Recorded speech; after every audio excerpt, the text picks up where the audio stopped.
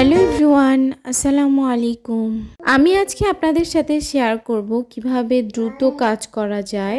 আশা করি আপনারা সম্পূর্ণ ভিডিওটি দেখবেন এবং আমার চ্যানেলটি অবশ্যই সাবস্ক্রাইব করে লাইক দিয়ে দিবেন। আমি আজকে ফজরের নামাজ পড়ে আর ঘুমাইনি।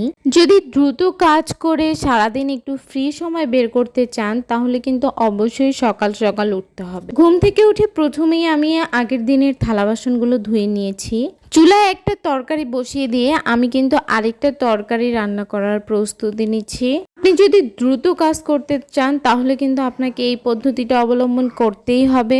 একজন গৃহিণীর সবচেয়ে বড় কাজ হলো রান্নাবান্না। যদি রান্নাবান্নাটাই হয়ে যায় তাহলে কিন্তু সারাদিনের অনেকটা কাজ কমে আসে। আমি অনেক খেয়াল করেছি যেই দিন আমি একটু দেরি করে উঠি বা আমার ঘুম থেকে উঠতে দেরি হয় সেই দিন আমার সবগুলো কাজ এলোমেলো হয়ে যায়।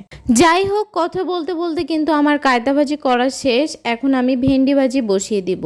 যেহেতু আমি আগেই সবকিছু কেটে রেখেছি তাই এখন আমার আর সময় নষ্ট হবে না, সাথে সাথে আমি বসিয়ে দিতে পারছি। আপনারাও কিন্তু সেম কাজ করবেন, তাহলে একদমই সময় নষ্ট হবে না। কথায় আছে না, সবে মিলি করি কাজ হারি যেতি নাহিলা। আমি রান্না করছি আর আমার জামাই ঘুম থেকে উঠে রুম ঝাড়ু দিচ্ছে, তাই আমি আর ওইদিকে গেলাম না। আমি আমার রান্নাঘরের অন্যান্য কাজগুলো করার জন্য আসলাম। এমন একটু একটু হেল্প পেতে কিন্তু ভালোই লাগে।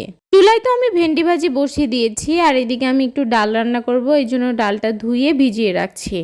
তাহলে ভেন্ডি হওয়ার সাথে সাথেই আমি ডালটা বসিয়ে দিতে পারবো। এই যে দেখুন, আমার ভেন্ডি ভাজি কিন্তু প্রায় কমপ্লিট। এখন আমি ডালটা বসিয়ে দিচ্ছি। সেদ্ধজাত জিনিস রান্নার ক্ষেত্রে আমি প্রায় সবসময়ই প্রেসার কুকার ইউজ করি। প্রেসার কুকারে রান্নার ফলে যেমন অনেকটা সময় বাঁচে তেমন অনেক খরচও। এদিকে তো আমি সিটিতে বসিয়ে দিয়েছি, এদিকে আমি ডালের বাগারটা রেডি করে নিচ্ছি।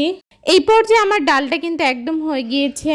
এখন আমি অফ ক্যামেরায় ভর্তা করে নিয়েছিলাম, সেই ভর্তাগুলো সুন্দর করে রেখে দিলাম। আশা করি আপনারা বুঝতে পেরেছেন গুছিয়ে কাজ করলে কিভাবে দ্রুত কাজ করা সম্ভব। ভিডিওটি ভালো লাগলে অবশ্যই চ্যানেলটি সাবস্ক্রাইব করে আমার পাশেই থাকুন।